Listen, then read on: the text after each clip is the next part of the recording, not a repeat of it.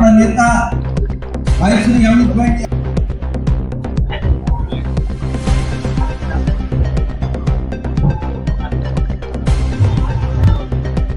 પ્રતાપભાઈ ડોડિયા, પ્રતાપભાઈ જાદવ, વિરોધ પક્ષના નેતા ગુલામભાઈ,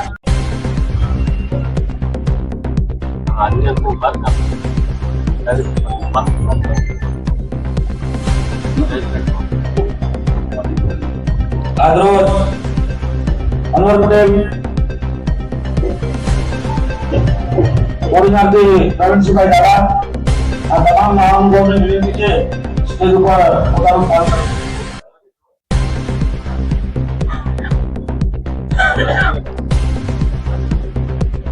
જયંતિભાઈ દાડા, જી અમિતભાઈ, આજે ખેડૂત આક્રોશ યાત્રા સમગ્ર ગુજરાતમાં જે કમોસમી વરસાદ થયો છે ને એના કારણે જે ખેડૂતો આર્થિક રીતે પાયમાલ થયા ના પહેલી વખત નહીં પણ છેલ્લા 5 વર્ષમાં જોઈએ તો ક્યારેક કમોસમી વરસાદ થાય છે, ક્યારેક અતિવૃષ્ટિ થાય છે, ક્યારેક પૂર આવે છે અને ક્યારેક સરકારની ખોટી નીતિઓને કારણે, ખોટા વહીવટને કારણે, ભ્રષ્ટાચારને કારણે ખેડૂતો આર્થિક રીતે પાયમાલ થાય. અને હવે પરિસ્થિતિ એટલી હદે વણસી ગઈ છે કે દ્વારકામાં ખેડૂતે આત્મહત્યા કરવી પડે છે, ગીર સોમનાથ જિલ્લામાં ખેડૂત આત્મહત્યા કરે છે. અને જો સરકાર તરત મદદમાં નહીં આવે તો આખા ગુજરાતમાં ખેડૂતો આત્મહત્યા કરવી પડે એવી પરિસ્થિતિનું નિર્માણ થયું. કારણ કે એક તરફ ખેડૂતો કુદરતી આફતથી પરેશાન છે, એક તરફ સરકારની મદદ નહીં મળવાને કારણે લાચાર છે અને ચારે તરફથી ભીષમાં આવ્યા છે. ત્યારે ખેડૂતોનો જે આક્રોશ છે, જે તકલીફ છે, જે દર્દ છે, પીડા છે, એને વાચા આપવા માટે કોંગ્રેસે આ જન આક્રોશ યાત્રાની શરૂઆત કરી છે. આ ખેડૂત આક્રોશ યાત્રા આજે સોમનાથથી શરૂ કરીએ છીએ અને સૌરાષ્ટ્રના 11 જિલ્લામાં ભ્રમણ કરીને 13મી તારીખે દ્વારકામાં એનું સમાપન કરીશું.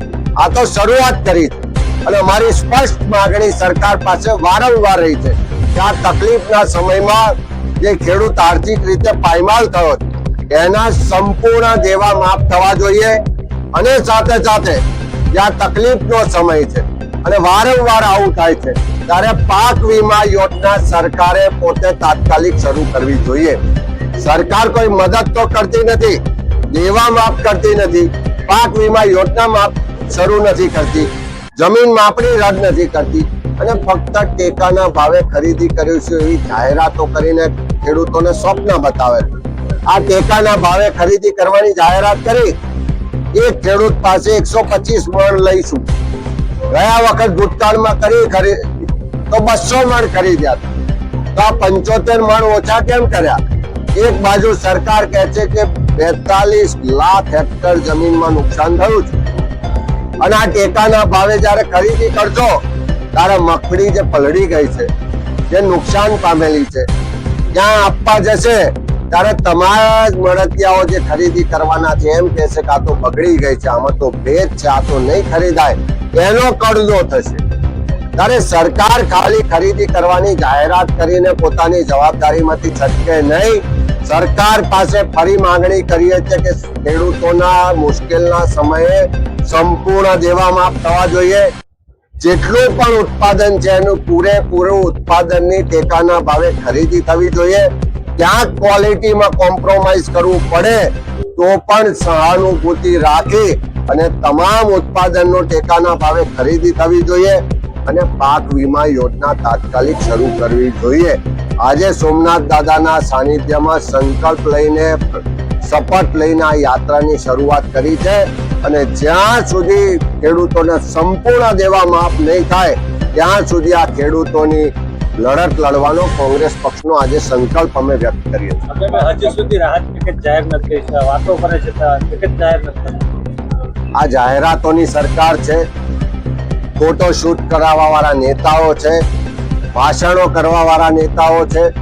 નરેન્દ્ર મોદીના જૂના ભાષણો સાંભળો, એમ કહેતા હતા કે એકવાર અમારી સરકાર લાવો, પહેલી કેબિનેટ બેઠકમાં અમે ખેડૂતોના દેવા માફ કરીશું, ખેડૂતોને એના ઉત્પાદનના ડબલ ભાવ આપીશું. આ ભાજપની સરકાર ગુજરાતમાં 30 વર્ષથી છે. કેન્દ્રમાં ત્રીજી વખત નરેન્દ્રભાઈ વડાપ્રધાન બન્યા પણ આજે ગુજરાતનો ખેડૂત આર્થિક રીતે પાયમાલ થયો છે, આત્મહત્યા કરવા માટે મજબૂર થયો છે, ત્યારે એવા સંજોગોમાં ખાલી ફોટા પડાવવાથી, ખાલી જાહેરાતો કરવાથી, ભાષણો કરવાથી આ ખેડૂતનું દર્દ દૂર નહીં થાય. આ તકલીફનો સમય છે. ભૂતકાળમાં કોંગ્રેસની દેશની સરકારે 72,000 કરોડ રૂપિયાના દેવા માફ કર્યા હતા. એ ખેડૂતોને આત્મહત્યા ના કરે એટલા માટે મદદ એક આખી સરકાર આવી. આજે પણ કપરો સમય છે. અમે સરકારને ફરી કહેવા માંગીએ, મૃદુ ને મક્કમ દાદાની વાતો કરવા વાળી સરકારને કહેવા માંગીએ કે ખેડૂતને મળતો બચાવો, પરિવારોને ઉજળતા બચાવો. આ તકલીફના સમયમાં મદદ કરવા માટે આગળ આવો. અને તમારે ઘરના પૈસા નથી આપવાના, આ ખેડૂતોના પરસેવાના ટેક્સના પૈસાથી તિજોરી ભરાઈ છે. આજે તકલીફનો સમય છે, એના માટે તિજોરી ખોલો અને સંપૂર્ણ ખેડૂતોના દેવા માફ કરો. પગાર બાબતે કીધું છે, શું કહેશો? કોઈ સરકારમાં બેઠેલા લોકો એમ કહેતા હતા કે આવી રાહતો આપવાથી, આવા દેવા માફ કરવાથી સરકારની તિજોરી ખાલી થઈ છે.